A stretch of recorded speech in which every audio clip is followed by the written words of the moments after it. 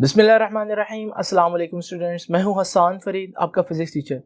तो स्टूडेंट्स, आइए ज़रा एब्सोल्यूट ग्रेविटेशनल पोटेंशियल एनर्जी की जो बकिया डेरिवेशन है उसको कंप्लीट करते हैं। आपको याद होगा स्टूडेंट्स, ये फार्मूला मैंने आप लोगों के सामने किस तरह से डिराइव किया। अब आपको मालूम है फोर्स ऑफ ग्रेविटी का फार्मूला क्या होता है। अब लिखेंगे as we no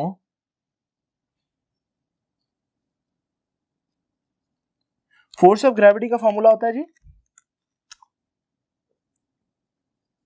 G over R square. ये फार्मूला आप लोगों ने पढ़ा हुआ लॉ ऑफ ग्रेविटेशन है न्यूटन का। अब ये जो आर स्क्वायर है, आज मैं इस आर स्क्वायर की ये वाली वैल्यू यहां पुट कर दूंगा जो कि क्या है R1 R2। तो आज से ये फार्मूला हो गया हमारा G ओवर आर स्क्वायर की जगह R1 R2। इसको नोट कर लीजिए, इसको मैं यहां पर दोबारा लिख देता हूं G ओवर R1 R2।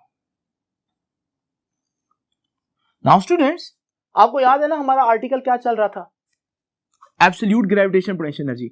इस पॉइंट की एब्सोल्यूट पोटेंशियल एनर्जी क्या होगी, यहां से ऑब्जेक्ट को उठाओ, इंफिनिटी तक लेकर जाओ, जितना वर्क होगा। मसला क्या आया, यहां से अगर यहां तक जाते हैं तो फोर्स ऑफ ग्रेविटी चेंज हो जाती है। जब फोर्स ऑफ ग्रेविटी चेंज हो जाती है तो आप पोटेंशियल एनर्जी का जो सिंपल फार्मूला है वो अप्लाई नहीं कर सकते। इस वजह से मैंने कहा बजाय यहां से यहां डायरेक्ट जाने के मैं छोटे छोटे इंटरवल्स बना देता हूं। इतने छोटे इंटरवल और इतने करीब करीब कि अगर आप एक पॉइंट से दूसरे पॉइंट तक जाते हैं तो जी की वैल्यू ऑलमोस्ट कांस्टेंट रहती है। जब ऑलमोस्ट कांस्टेंट रहेगी तो मैं 1 से 2 तक जाने का वर्क निकालूंगा, फिर 2 से 3 तक जाने का वर्क भी निकालूंगा, और फिर करते करते सारे वर्क्स निकालकर उनको ऐड कर दूंगा तो वही पॉइंट 1 से n तक जाने का वर्क होगा। दूसरे अल्फाज में एब्सोल्यूट ग्रेविटेशनल पोटेंशियल एनर्जी होगी। तो वक्त आ गया अब मैं पहले इंटरवल का यानी कि 1 से 2 तक जाने का वर्क निकालूं। स्टूडेंट्स, अब हम वर्क डन कैलकुलेट करेंगे पहले इंटरवल का। पहला इंटरवल है यानी कि 1 से 2 तक जाने का। वर्क डन क्या होता है, वर्क डन तो फोर्स और डिस्प्लेसमेंट का डॉट प्रोडक्ट होता है। अब फोर्स और डिस्प्लेसमेंट का डॉट प्रोडक्ट आपको मालूम है ना, एफ डी कॉस थीटा आता है। ये कॉस थीटा एंगल किसके दरमियान बनेगा, फोर्स और डिस्प्लेसमेंट के।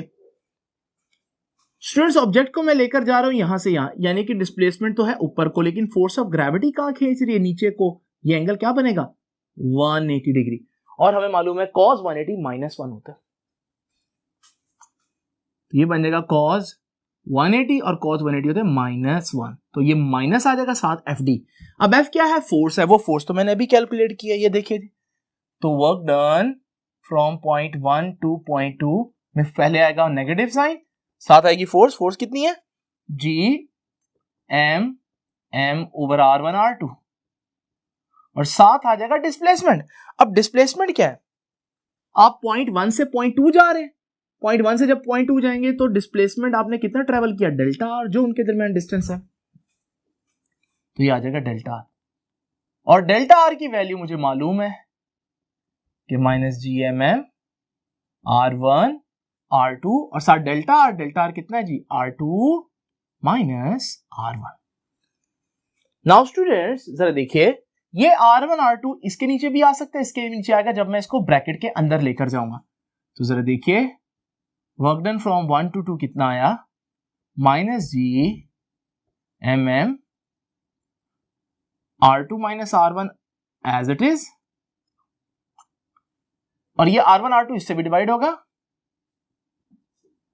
और ये R1 R2 इससे भी डिवाइड होगा।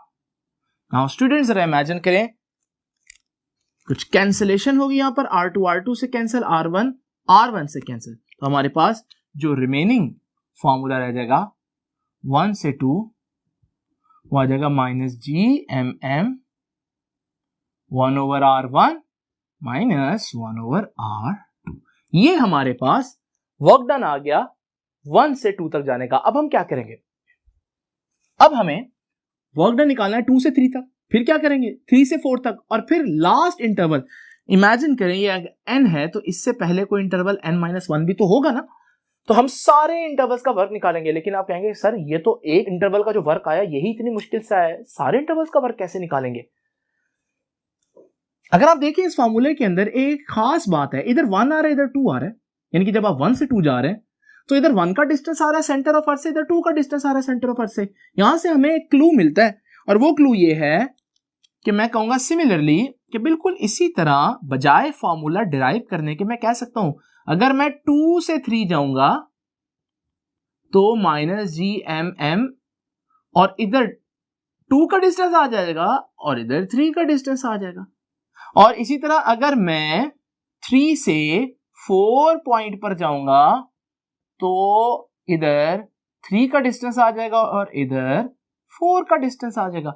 और करते करते करते जब मैं लास्ट पॉइंट पर पहुंचूंगा स्टूडेंट्स तो मैं कहूंगा n-1 पॉइंट से n पॉइंट तक, तो फिर मैं कहूंगा कि इधर n-1 आ जाएगा और इधर n आ जाएगा। तो बजाय कि मैं हर पॉइंट का अलग अलग डिस्टेंस फाइंड आउट करूं, बजाय कि मैं हर पॉइंट का अलग अलग फार्मूला निकालूं, मैंने एक फार्मूला निकाला और उसकी सिमेट्री देखते हुए मैंने बाकी सारे फार्मूले जो है इंटरवल्स के लिए ऑटोमेटिकली लिख दिए। अब मुझे मालूम है ये हर इंटरवल का फार्मूला है। एब्सोल्यूट ग्रेविटेशनल पोटेंशियल एनर्जी क्या है? ये वो वर्क है जो आपने उस पॉइंट से 1 से इंफिनिटी तक लेकर जाना है। सारे इंटरवल्स का वर्क तो आ गया, तो फिर हम टोटल वर्क कैसे निकालेंगे? टोटल वर्क निकालेंगे, इन सारे वर्क्स को ऐड करूंगा। नाउ स्टूडेंट्स एक बात देखिए, जब सारे वर्क्स ऐड होंगे -GMM इधर भी आ रहा है, इधर भी आ रहा है, यहां भी, तो मैं क्यों ना पहले ही -GMM को एक दफा कॉमन ले लूं। तो ये आ जाएगा -GMM कॉमन आ गया। अब ऐड करनी है सारी टर्म्स, ये तो मैंने एक ही दफा लिख दिया ना कॉमन में, तो इसको तो छोड़ दें। अब ये सारी टर्म्स ऐड होनी बेसिकली 1/R1 -1/R2, ये दोनों टर्म्स आ गए। उसके बाद 1/R2 -1/R3, उसके बाद 1/R3 -1/R4, उसके बाद फिर ये डॉट शो करा कि और भी बहुत सी टर्म्स है जो मैंने यहां पर इग्नोर कर दी क्योंकि मैं इनफाइनाइट टर्म्स तो नहीं ना लिख सकता। और फिर करते करते 1/R n-1 -1/Rn। Now students ये सारी टर्म्स आ गई। अब खास बात क्या है, ये देखिए जी, 1/R2 और -1/R2 तो कैंसिल कर देंगे, 1/R3 -1/R3, इस तरह -1/R4 से आगे 1/R4 होगा जो मैंने नहीं लिखा। इसी तरह से 1/Rn-1 से पहले माइनस में 1/Rn-1 होगा, वो भी कैंसिल हो जाएगा। नहीं कैंसिल होंगी तो ये दो टर्म्स होंगी, नहीं होंगी जिनके ऊपर मैं स्टार बना रहा हूं। तो ये देखिए जी, फार्मूला हमारे पास क्या रह जाएगा कि -GMM और ब्रैकेट के अंदर 1/R1 -1/Rn। नाउ स्टूडेंट्स ये वो टोटल वर्क है जो पॉइंट 1 से n तक जाने में लगा। अगर मैं चाहता हूं absolute gravitational potential energy find out करना, तो फिर मैं चाहूंगा पॉइंट 1 से n तक नहीं, पॉइंट 1 से इंफिनिटी तक जाना। और फिर मैं सपोज करूंगा कि ये जो पॉइंट n है ये कहां हो, इंफिनिटी पर हो। तो लेट्स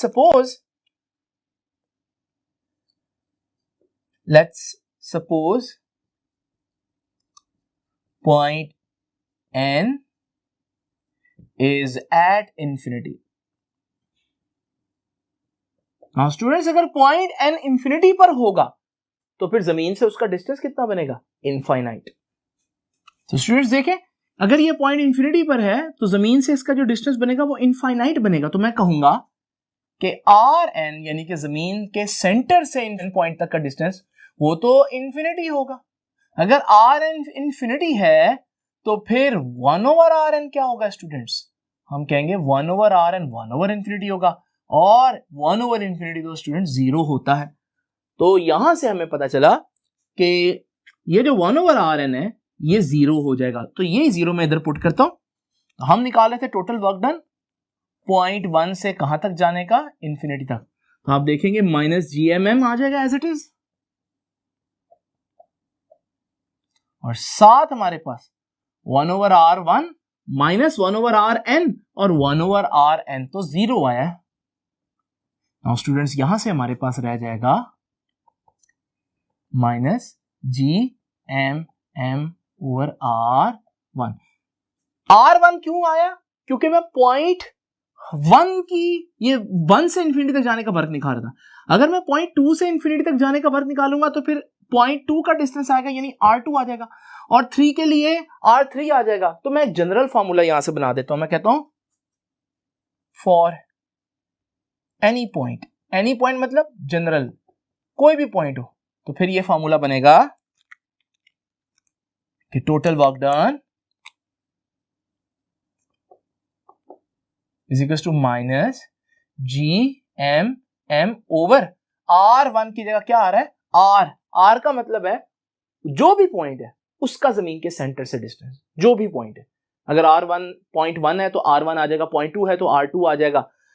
तो ये हमारे पास टोटल वर्क डन हो गया। कहां से कहां तक जाने के लिए? किसी भी पॉइंट से इंफिनिटी तक जाने के लिए। लेकिन स्टूडेंट्स, किसी भी पॉइंट से इंफिनिटी तक जाने के लिए जो वर्क चाहिए होता है वो तो एब्सोल्यूट ग्रेविटेशनल पोटेंशियल एनर्जी होती है। इसका मतलब ये जो मैंने टोटल वर्क लिखा है एक्चुअली में ये एब्सोल्यूट ग्रेविटेशनल पोटेंशियल एनर्जी का ही फॉर्मूला है, जिसको हम काफी देर से डिस्कस कर रहे हैं।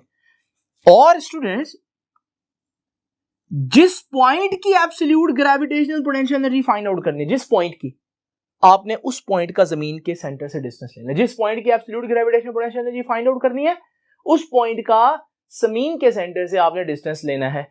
यानी कि अगर पॉइंट 1 की फाइंड आउट करनी है तो ये डिस्टेंस आएगा, पॉइंट 2 की तो ये डिस्टेंस आएगा, पॉइंट 3 की तो ये डिस्टेंस आएगा। अगर आप जमीन के ऊपर ही हैं तो जमीन के ऊपर मौजूद होंगे तो फिर आप इस पॉइंट की यहां से यहां तक डिस्टेंस आएगा, और यहां से यहां तक तो डिस्टेंस जमीन का अपना रेडियस नहीं हो जाता। इसका मतलब absolute gravitational potential energy of an object at surface of अर्थ कितनी होगी? देखते हैं जी। एट सरफेस ऑफ अर्थ यही फॉर्मूला बन जाएगा -GMM ओवर उस चीज का डिस्टेंस, तो वो कैपिटल R आ जाएगा, क्योंकि अब हम बात कर रहे हैं जमीन के अपने रेडियस की। तो स्टूडेंट्स, ये फॉर एनी पॉइंट है, और ये उस पॉइंट के लिए है जो पॉइंट जमीन की सरफेस के ऊपर एग्जिस्ट कर रहा है। लेकिन स्टूडेंट्स, ये दोनों फार्मूले अच्छी तरह से जहन नशीन कर लें। अब हम इन सारी चीजों को कंक्लूड करेंगे, जिसमें आप लोगों को पता चलेगा कि भाई इस फार्मूले की वाकई में इंपॉर्टेंस है क्या। तो जरा देखते हैं मजीद चीजें, इस लेक्चर की कंक्लूजन क्या है। नाउ स्टूडेंट्स, अब सबसे इंपॉर्टेंट बात, और वो ये है कि आपके बुक के पेज नंबर 88 के ऊपर ये जो पैराग्राफ है, इसके अंदर बहुत सी इंपॉर्टेंट चीजें बड़े ही मिक्स करके लिखी हुई हैं, लेकिन हम उनको बड़ी डिटेल से और लॉजिकल वे से डिस्कस करेंगे। नाउ स्टूडेंट्स, अभी तक जो हम लोगों ने पढ़ा उसका खुलासा ये है कि आपके पास ग्रेविटेशनल पोटेंशियल एनर्जी अब दो किस्म की है। एक तो सिंपल ग्रेविटेशनल पोटेंशियल एनर्जी है, और जिसका फॉर्मूला आप लोग जानते हैं mgh है।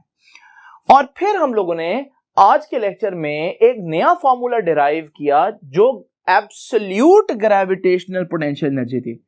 वो ग्रेविटेशनल पोटेंशियल एनर्जी है, ये absolute value of gravitational potential energy, और इसका फॉर्मूला क्या आया हमारे पास? -GMM over R। R क्या है? उस पॉइंट का जिसकी एनर्जी फाइंड आउट कर रहे हैं, उस पॉइंट का जमीन के सेंटर से जो डिस्टेंस होगा। नाउ स्टूडेंट्स, इसमें सीखने वाली बातें क्या है, मैं दोनों का कंपैरिजन बताऊंगा और आप लोगों ने उस पैराग्राफ पर फोकस करना है। नाउ ये देखिए, हमारे पास सबसे पहली बात जो नोट करने वाली है वो ये है कि जो ये फॉर्मूला है ग्रेविटेशनल पोटेंशियल एनर्जी का फॉर्मूला, इसमें मैस है, जी है और हाइट है।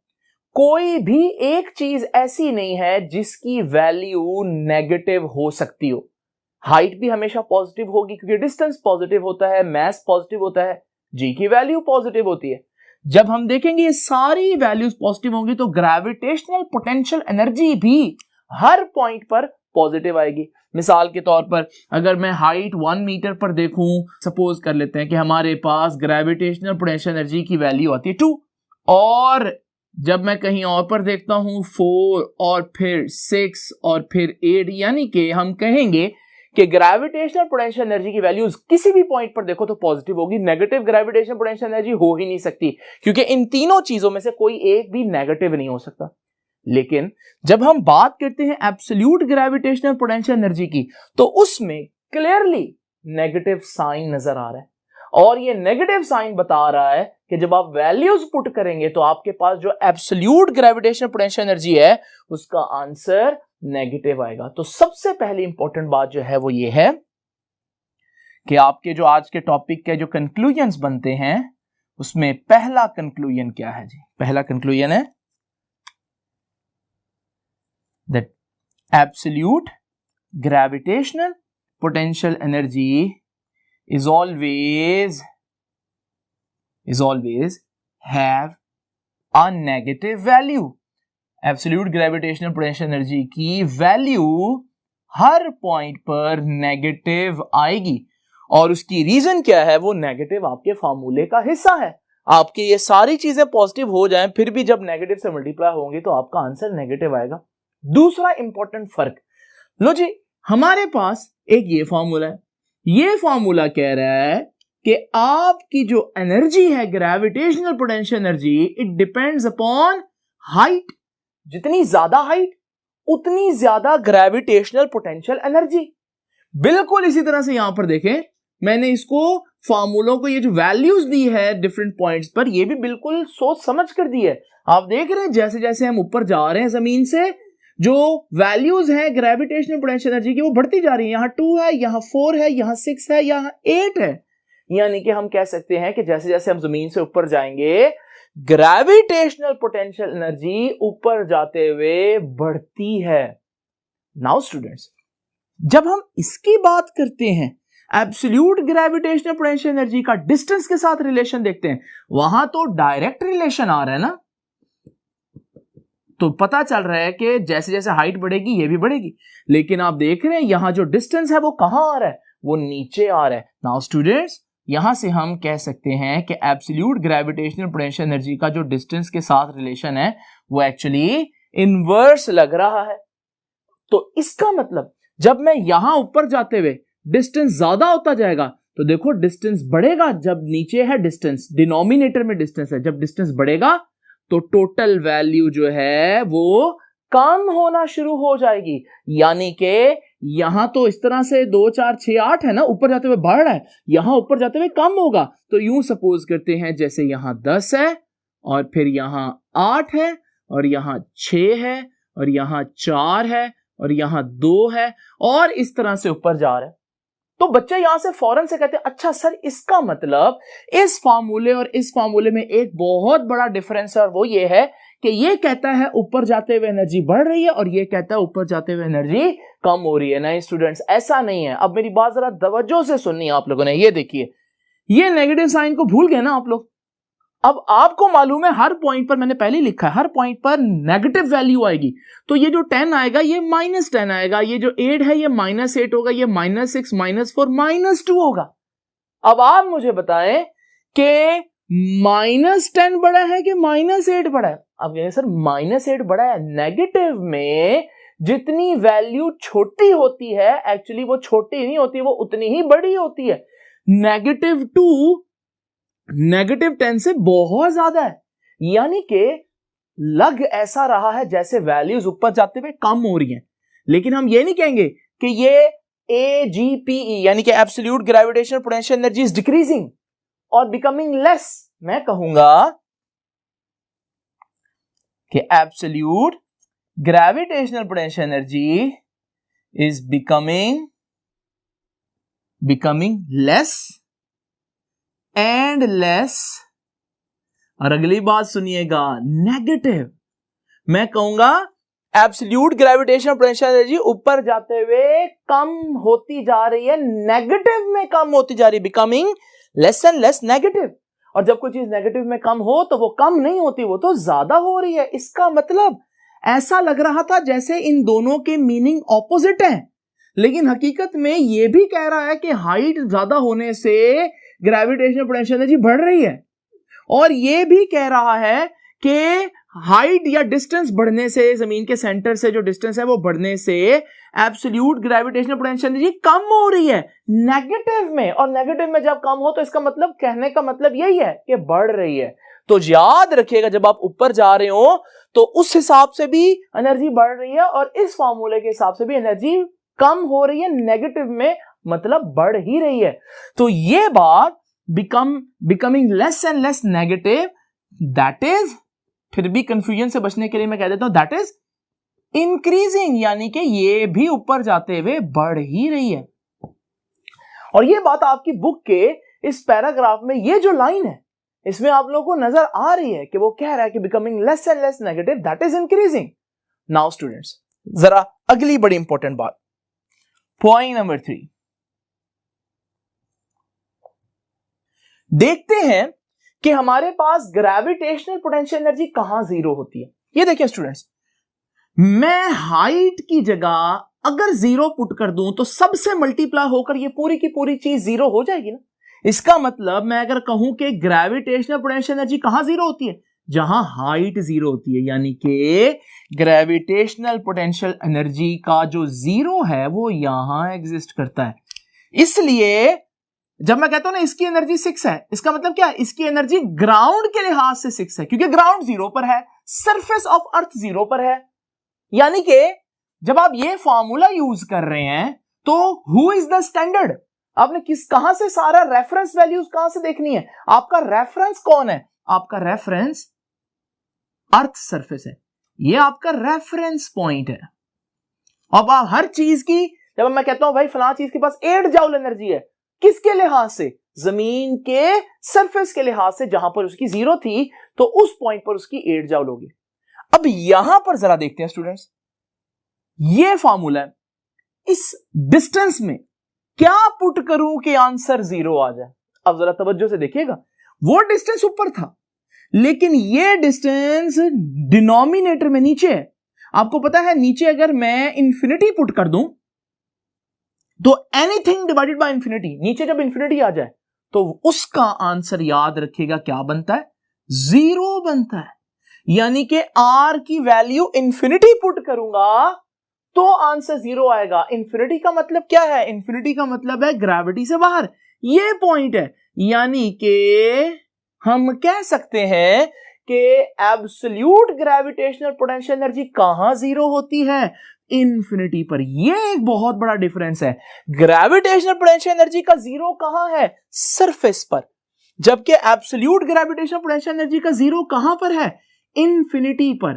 तो इंफिनिटी हमारा रेफरेंस पॉइंट है, किसके केस में, एब्सोल्यूट ग्रेविटेशनल पोटेंशियल एनर्जी, और सरफेस हमारा रेफरेंस पॉइंट है किसके केस में, ग्रेविटेशनल पोटेंशियल एनर्जी के केस में। तो ये एक बड़ी इंपॉर्टेंट बात है कि हम समझते थे कि हम चीजों को एनर्जी के लिहाज से जब हमने देखना है तो हमारा रेफरेंस पॉइंट हमेशा ग्राउंड होगा, जमीन की सरफेस होगी। लेकिन हकीकत ऐसा है कि अगर आप ये फॉर्मूला यूज कर रहे हैं तो फिर तो ग्राउंड है, लेकिन अगर आप ये फॉर्मूला यूज कर रहे हैं तो आपका रेफरेंस पॉइंट इंफिनिटी है। और ये बात भी आपकी बुक ने लिखी हुई है इस पॉइंट पर। तो ये देखिए उसने लिखा है कि रेफरेंस पॉइंट जो है वो इंफिनिटी भी हो सकता है और वो सरफेस ऑफ अर्थ भी हो सकता है। ये डिपेंड करता है कि आप फॉर्मूला कौन सा चूज कर रहे हैं। अब स्टूडेंट्स तो याद रखिएगा, ये बात भी हम लिख देते हैं कि surface of earth, surface of earth और इंफिनिटी both can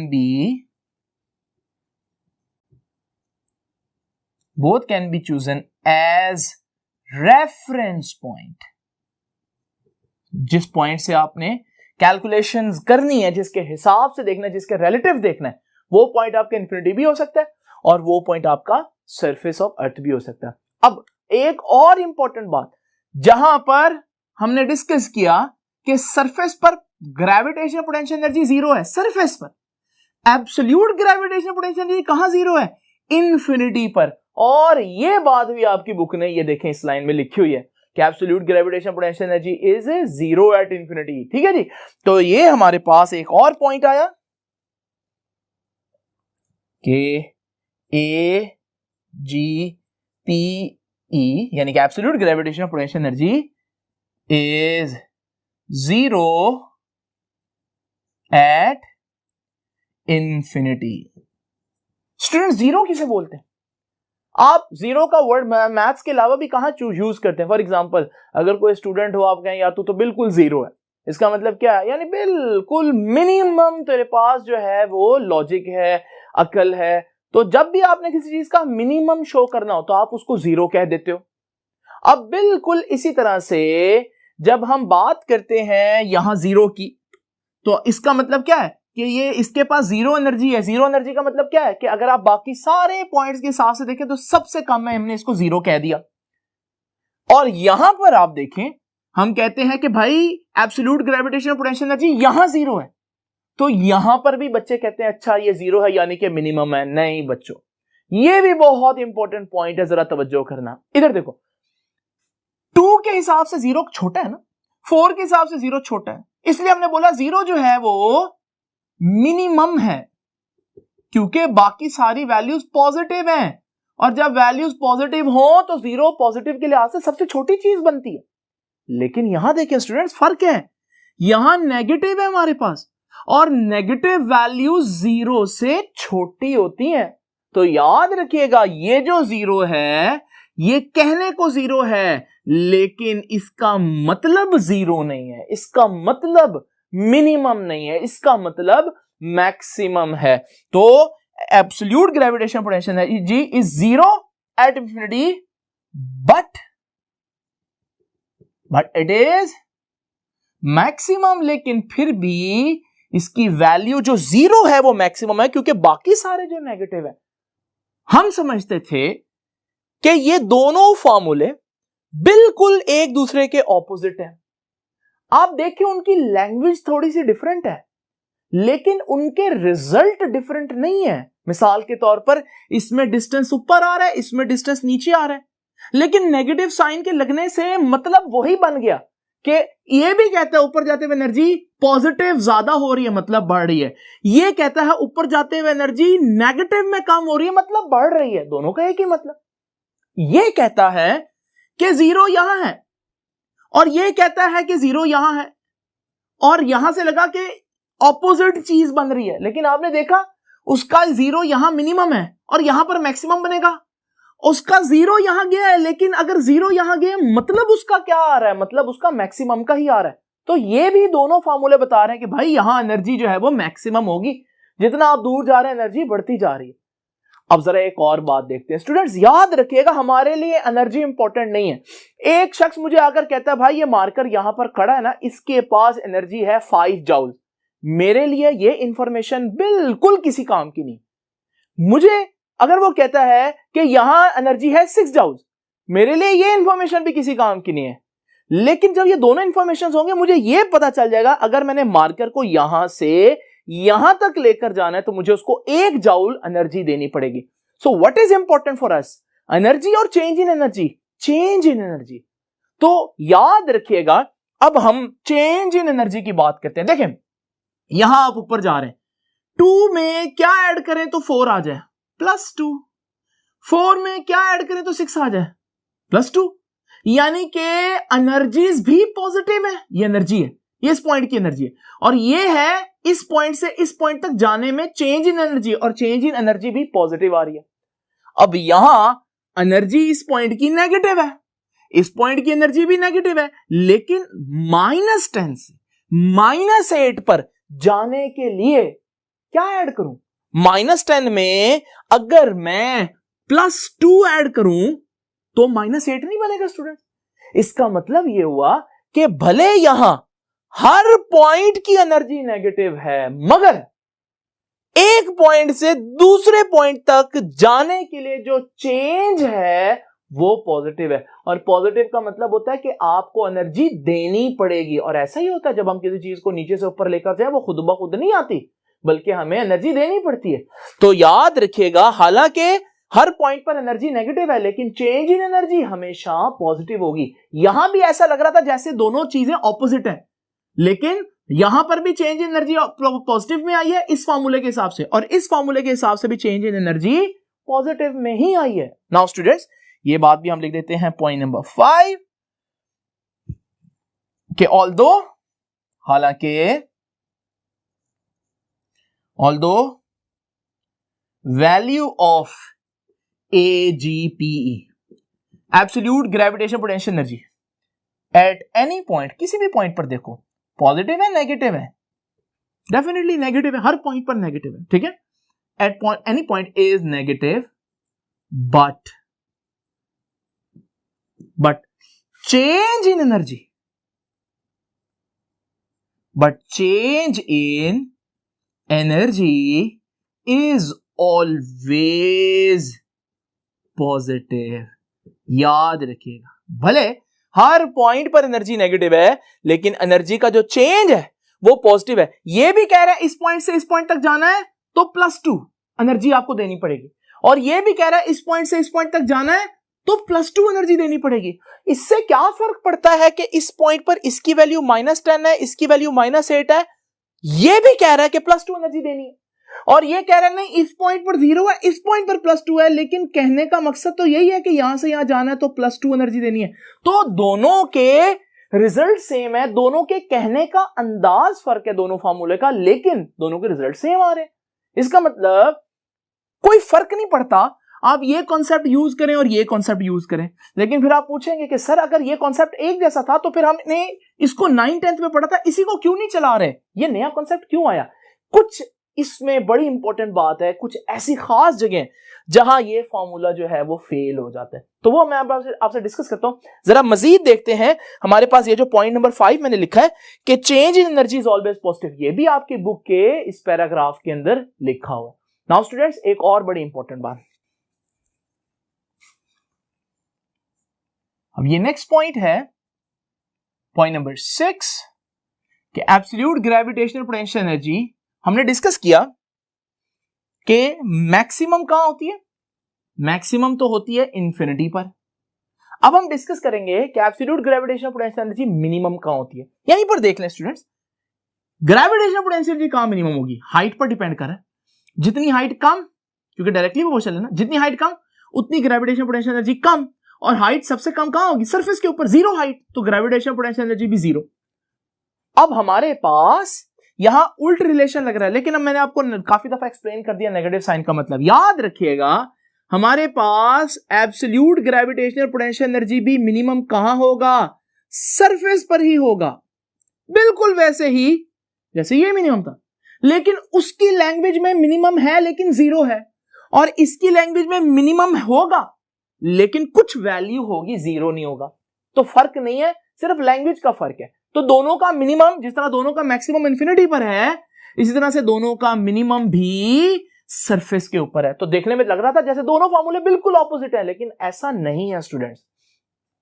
तो याद रखिएगा, absolute gravitational potential energy is minimum at surface of earth, और ये कितनी होगी जरा देखते हैं, U is equal to -G/m over, नीचे डिस्टेंस था, जब आप सरफेस के ऊपर मौजूद होंगे तो आपका डिस्टेंस क्या बनेगा, ये देखिए, आप सरफेस पर हैं, यहां है, और जब आप यहां होंगे तो आपका डिस्टेंस जमीन के सेंटर से जमीन का अपना रेडियस बनेगा R।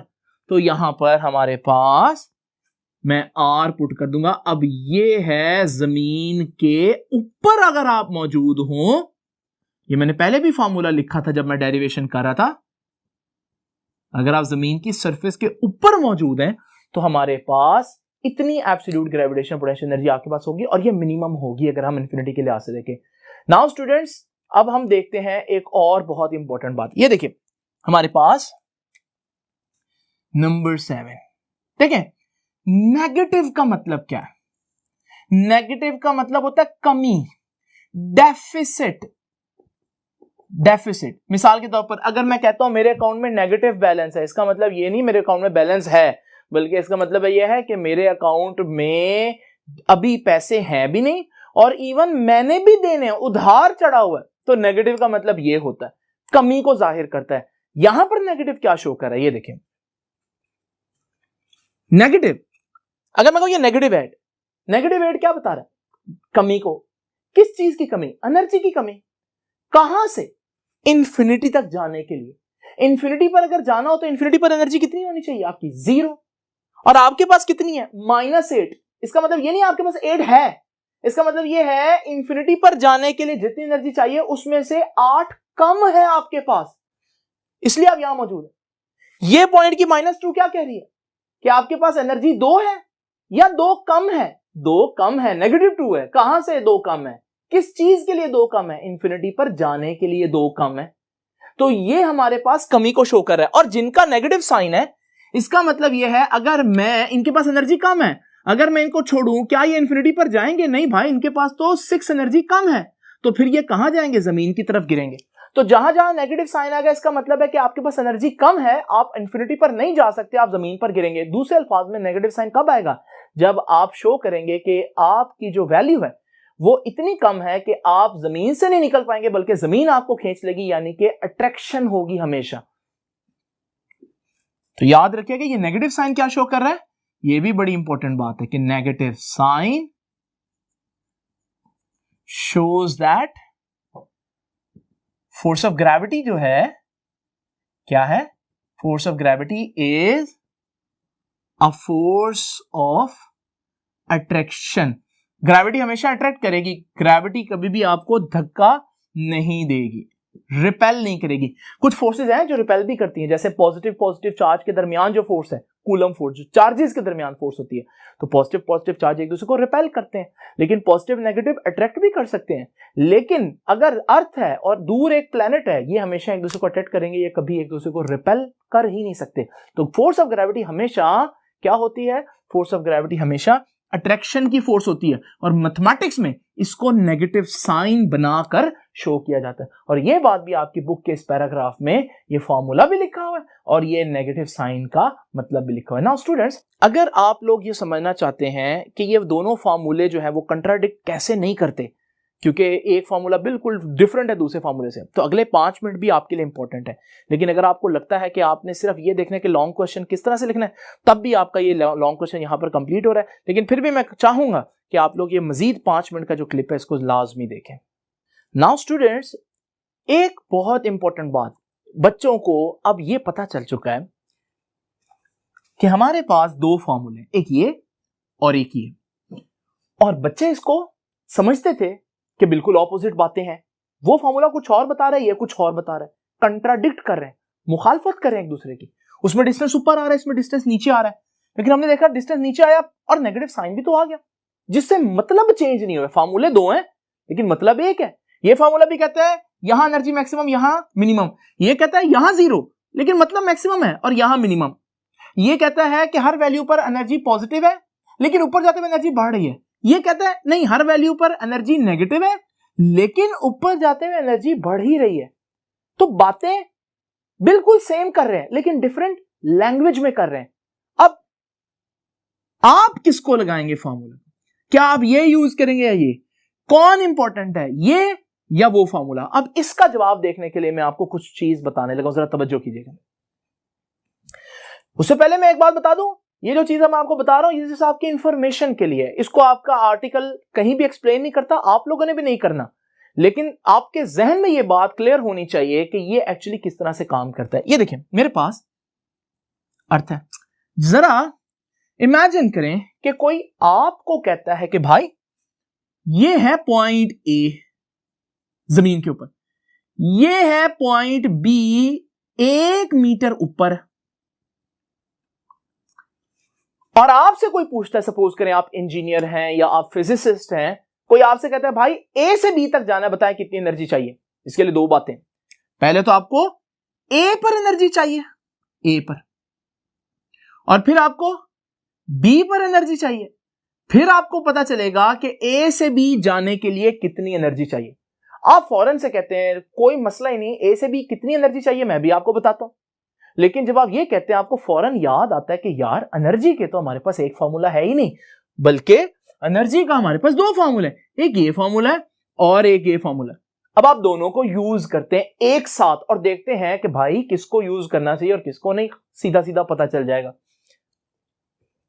लो बे, इस तरफ मैं आपके पास वो mgh वाला फार्मूला यूज करूंगा, ठीक है। इस तरफ मैं एब्सोल्यूट ग्रेविटेशनल पोटेंशियल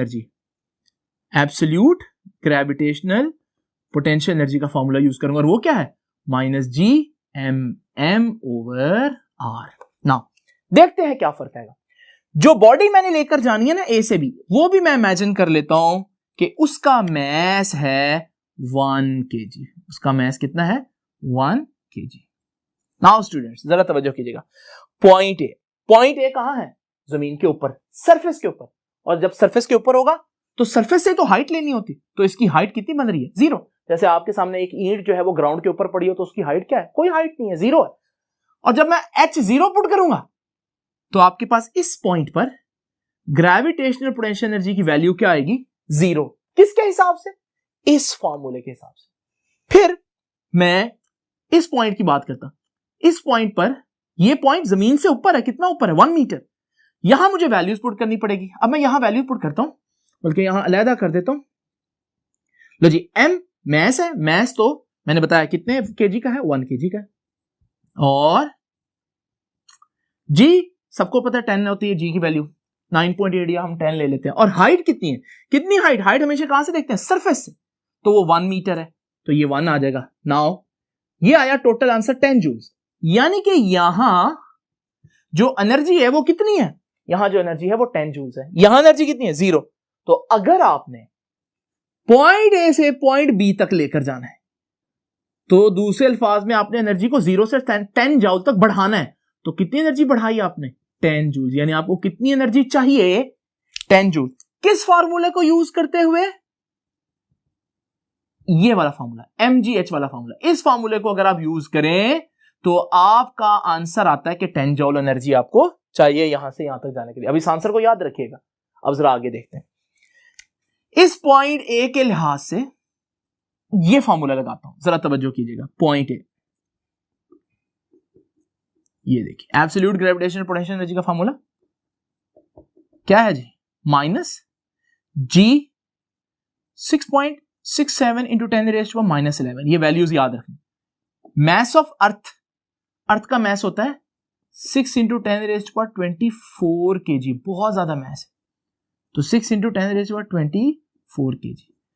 ऊपर मैस आएगा, मैस तो उस बॉडी का 1 kg है, और फिर डिवाइड बाय नीचे डिस्टेंस है। अब ये डिस्टेंस, इस फार्मूले का जो डिस्टेंस है वो कहां से है, सेंटर ऑफ द अर्थ से। पॉइंट ए पर है तो सेंटर ऑफ अर्थ से जो डिस्टेंस बनेगा वो ये नहीं बनेगा, ये सेंटर ऑफ अर्थ है और ये पॉइंट ए है, तो ये तो जमीन का रेडियस बन रहा है। और जमीन का रेडियस कितना होता है, याद रखिएगा, 640000। ये हमारे पास इतने मीटर्स होते हैं। अच्छा, जब आप इस सारी वैल्यू को सॉल्व करोगे ना, आपका आंसर आ जाएगा माइनस आएगा और साथ आएगा 6253125 ये हमारा आंसर आ गया। स्टूडेंट, मैं ये सारी कैलकुलेशन मिटा रहा हूं और इस सारी कैलकुलेशन में बस मैं सिंपल ये लिख रहा हूं कि एट पॉइंट ए हमारे पास कितना आंसर आया, -6.25। यहां ही लिख देता हूं, पॉइंट ए पर -6253125 ये आ गया आंसर, इतने जूल्स वो कह रहा है। और ये कह रहा था कितने जूल, 0 जूल यहां पर। तो आप देख रहे हैं कि इसका आंसर बड़ा ही खौफनाक, भयानक सा इतना बड़ा आंसर आया। अभी आपके वोट यकीनन उस फार्मूले के साथ चले गए होंगे। अच्छा, पॉइंट बी पर देखते हैं। पॉइंट बी पर हम फिर से ये फार्मूला लगाते हैं। नाउ वही हमारे पास फार्मूला था, पॉइंट बी पर लगाता हूं, ये फार्मूला था। पॉइंट बी पर माइनस जी की वैल्यू वही 6.67 × 10⁻11। मैस ऑफ अर्थ वही अर्थ है, 6 × 10⁻24। मैस ऑफ दैट ऑब्जेक्ट वो तो 1 kg का है, डिवाइडेड बाय डिस्टेंस। अच्छा, पॉइंट बी से डिस्टेंस, ये देखिए आपको मालूम है इतना तो जमीन का अपना रेडियस था, उसमें क्या ऐड हुआ, 1 मीटर ऐड हुआ ना। तो पहले कितना था, 640000 और अब 1 ऐड हो गया तो अब यहां पॉइंट बी से डिस्टेंस होगा 6400001। नाउ स्टूडेंट्स, ये जो हमारे पास आंसर है ये मैं पॉइंट बी पर लिख देता हूं। तो माइनस में आया हमारे पास, इसका आंसर निकाले तो नेगेटिव, और इस सारी चीज को सॉल्व करेंगे तो आपका आंसर आएगा -62531240 जूल्स, यानी ये आंसर है। तो 62531240 जूल्स। अब जरा देखें स्टूडेंट्स, ये फॉर्मूला कहता था इधर 0 इधर 10 है, तो आपको इधर से इधर जाने के लिए 10 जूल एनर्जी चाहिए। ये फॉर्मूला कहता है इधर इतनी है और इधर इतनी है। जरा देखते हैं यहां से यहां तक जाने के लिए कितना चाहिए। देखें, अगर आप देखें 2 तक आपका आंसर ऊपर भी सेम है और नीचे भी, यहां तक फर्क यह है कि यहां 50 है और यहां 40 है। अब माइनस में आप यूं समझो, यहां -50 है और यहां -40 है। भाई -50 से -40 में क्या ऐड करूं तो -40 आ जाए, -50 से मैं क्या ऐड करूं कि -40 आ जाए, तो आपको मालूम है 10 ऐड करूंगा, क्योंकि -50 + 10 -40 बनता है, यानी वही आंसर आया जो इसमें आया। अब आपके एक सामने एक मैंने रियल एग्जांपल पुट किया है। इसका मतलब यह हुआ कि कोई फर्क नहीं पड़ता आप ये फॉर्मूला यूज करते हैं या आप वो वाला फॉर्मूला यूज करते हैं। नाउ स्टूडेंट्स, अगर सेम आंसर आ रहा है और मैं आपसे पूछूं कि आपको कहा जाए तो कौन सा फॉर्मूला चूज करेंगे, आप में से ज्यादातर बच्चे 100% बच्चे फौरन कहेंगे कि सर जब सेम आंसर आना है तो हम क्यों इतनी मुश्किल कैलकुलेशन में पड़े, हम क्यों ना इतना आसान काम करें। तो ज्यादातर बच्चों का वोट जाएगा इस फार्मूले के साथ। लेकिन हकीकत यह है कि यह फार्मूला सिर्फ जमीन के करीब करीब एप्लीकेबल है। क्यों? क्योंकि यहां जी आ रहा है और जी की वैल्यू कितनी होती है 9.8, हमेशा नहीं, बल्कि जी की वैल्यू 9.8 जमीन के करीब करीब होती है। अगर आप जमीन से बहुत दूर जाएं तो फिर जी की वैल्यू चेंज होगी और यह फार्मूला आप नहीं लगा सकते। ये फार्मूले में हालांकि मुश्किल है, लेकिन इसमें अच्छी बात क्या है, इंफिनिटी तक आप कहीं पर भी यह फार्मूला लगा सकते हैं। तो अगर आप क्लेवर हैं तो आप हमेशा इस फार्मूले को चूज करेंगे। हालांकि इसकी कैलकुलेशन थोड़ी सी डिफिकल्ट है, लेकिन बहुत ज्यादा एक्यूरेट है और हर जगह एप्लीकेबल है। मैं फिर कह दूं कि पॉइंट नंबर 7 तक आप लोगों ने लिखना है। उससे पहले सिर्फ ये सुनने की बात थी ताकि आपको आइडिया हो कि ये 2 फार्मूले क्यों हैं और हम इस फार्मूले को क्यों यूज नहीं करेंगे जब हम लार्ज डिस्टेंस में चलेंगे। नाउ स्टूडेंट्स, ये हमारे पास absolute value of gravitational potential energy आपके सामने मैंने डिस्कस किया। आई होप कि आपको अच्छे तरीके से समझ आ गया होगा। आपसे मुलाकात होगी नेक्स्ट लेक्चर में, तब तक के लिए अल्लाह हाफिज।